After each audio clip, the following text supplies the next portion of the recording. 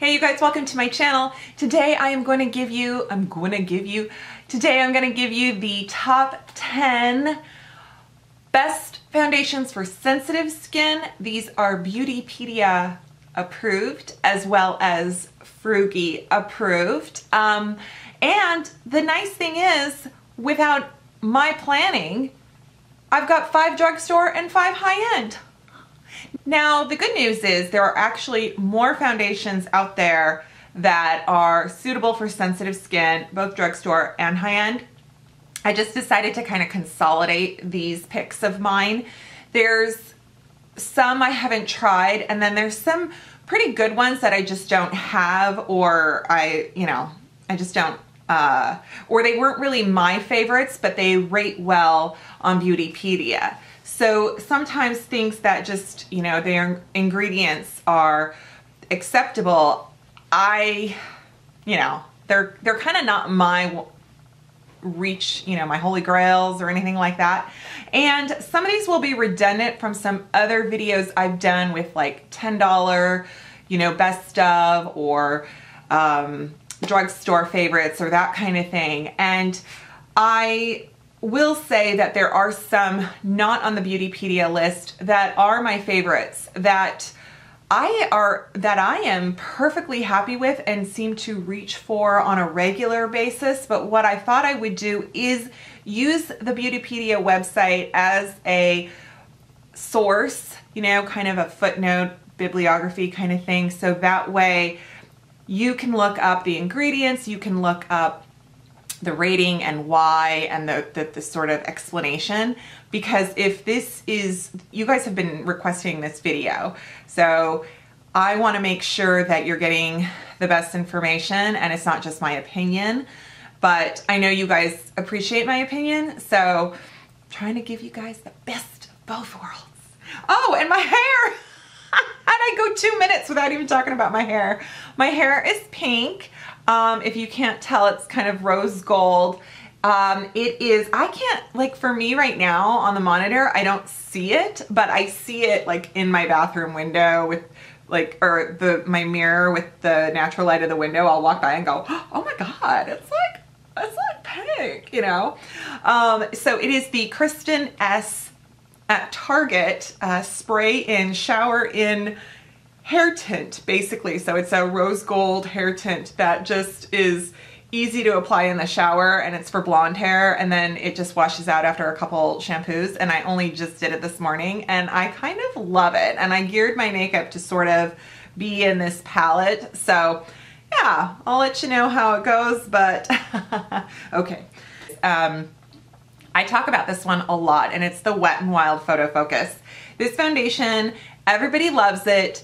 It is across the board a favorite from the people who kind of go, ooh, high-end, Givenchy, YSL. And then, they're using this. So I think it's great that Wet n Wild has such notoriety for, with this product. It's $5.99. It doesn't have sunscreen. I really have like a number of shades. There's a ton of shades. I have Shell Ivory here. I'm wearing Shell Ivory. I do have other shades. So just to let you know, there's some really good shade selection. So old school Maybelline, like this puppy, I don't know when it was launched, but nobody talks about it. It's a very decent foundation. It's the Dream Liquid Mousse Makeup. Remember when they had a mousse makeup that actually was in the aerosol can and it came out like a mousse? I had a can of that, but I tossed it because it's old, and now I'm like, I want to find that again, because people are all talking about mousse makeup. Honey, I was in 8th grade in the 80s, and I bought the Elizabeth Arden mousse makeup. My mom made me return it though, because she said I spent too much money. I think it was $14. Isn't that funny? I remember Clinique costing right around $10, and Elizabeth Arden was right around, it was under 20, anyway. Okay, so let's talk about the Dream Liquid Mousse Makeup. This has a little bit of, it's pretty pale, and it's very nice and lots of coverage. Here you go. Oh, I didn't show you guys the Wet n Wild. Okay, you guys know what the Wet n Wild looks like. It's got the spatula. I love it. I put it on with a sponge, I put it on with a brush, I put it on with my, you know, Clarisonic guy. It's good no matter what. Okay, so I think the Maybelline, I think these shades run a little bit pink, but there is a good shade selection. It's good coverage. It's that kind of formula that you have to sort of press it into the skin, like when I put it on with a dampened beauty blender and I do the balancing, and then I need to kind of press in the powder, and then I don't really touch it, because if I use like a pressed powder over it to set it, sometimes it can move. And that of course can be a number of factors that are individual to me, but I'm just letting you know, it kind of, sometimes it can move a little bit, but it's an overall really good foundation. Depending on where you buy it, it can range from about $7.99 to $8.99 in price. And then this one, I don't wear this enough, but this one is a good one. This is the L'Oreal Infallible Total Cover. What is wrong with me today? I like all the L'Oreal Infallibles. I like the Pro Glow, I like the Pro Matte, I like this one. This one has a lot of pigment, a lot of coverage. It's really portable for travel. You know, it's mega coverage. This is 302, and I realize you can't see anything that, you know, but it's a good one. Sorry about my nails.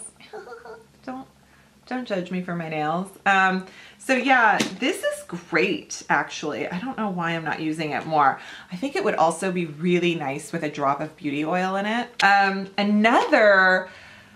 This is so interesting, you guys. This is the NYX Total Cover. I bought this years ago, and now it's in Ulta as a new launch.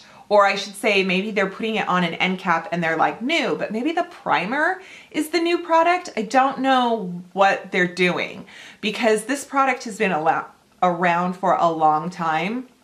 This one is a little bit like, I think I've even reviewed this, and I was a little, you know, I kind of liked it, but I think I've worn it in like an all NYX video, full face kind of thing.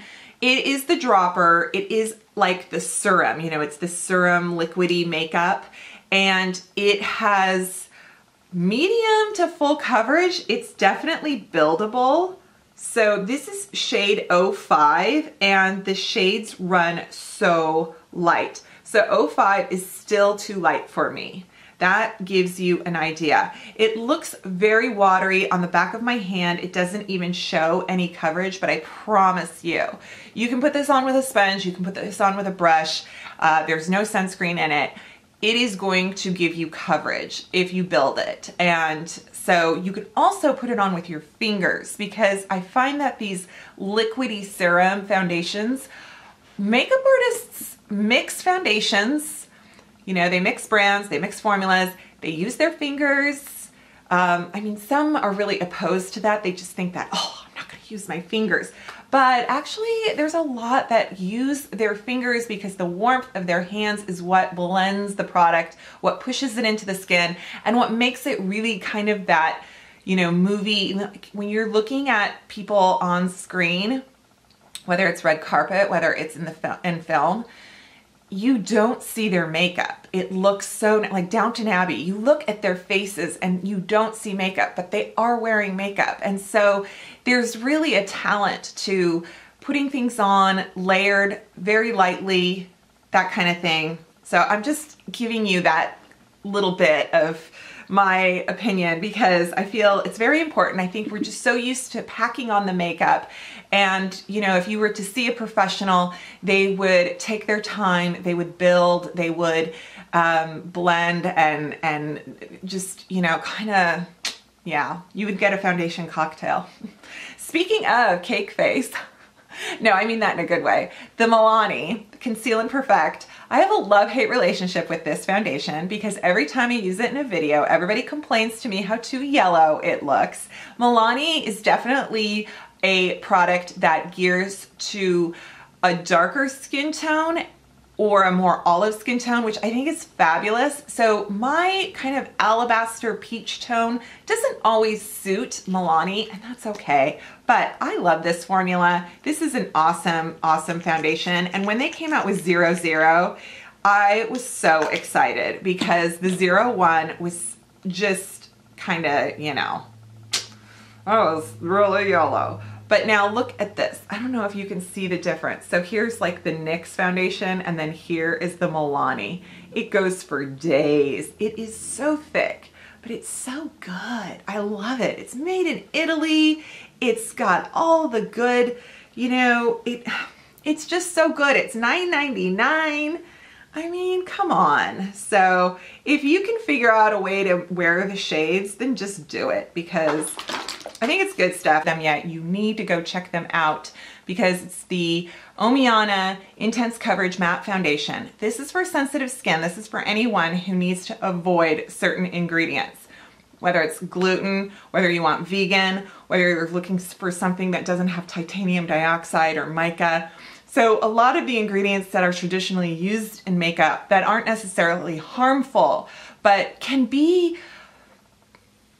triggers for people beyond kind of the usual, the ones that we're used to or that are typical for us, like fragrance and alcohol.